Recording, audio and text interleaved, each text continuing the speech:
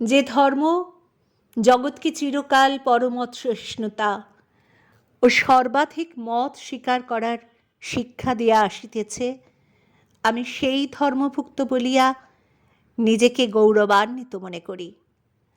আমরা শুধু সকল ধর্মকেই সহ্য করি না, সকল ধর্মকেই আমরা সত্য বলিয়া বিশ্বাস করি।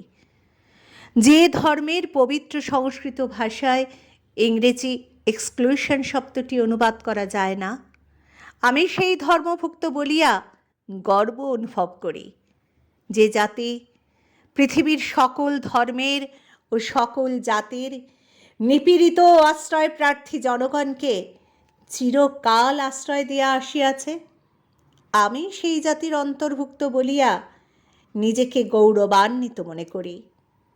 সাম্প্রদায়িকতা, গোঁড়ামি ও এগুলির ভয়াবহ ফলস্বরূপ ধর্মোন্মত্ততা এই সুন্দর পৃথিবীকে বহু কাল অধিকার করিয়া রাখিয়াছে।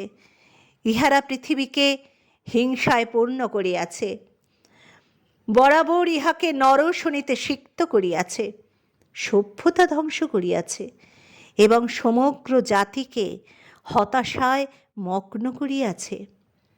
এই সকল ভীষণ পিশাচগুলি যদি না থাকিত, তাহা হইলে মানব সমাজ আজ পূর্বাপেক্ষা অনেক উন্নত হইত। তবে ইহাদের মৃত্যুকাল উপস্থিত, এবং আমি সর্বতোভাবে আশা করি এই ধর্ম মহাসমিতির সম্মানার্থে আজ যে ঘণ্টাধ্বনি নিনাদিত হইয়াছে, তাহা সর্ববিধ ধর্মোন্মত্ততা, তরবারি অথবা লিখনী মুখে অনুষ্ঠিত সর্বপ্রকার নির্যাতন এবং একই লক্ষ্যের দিকে অগ্রসর ব্যক্তিগণের মধ্যে সর্ববিধ অসদ্ভাবের সম্পূর্ণ অবসানের বার্তা ঘোষণা করুক।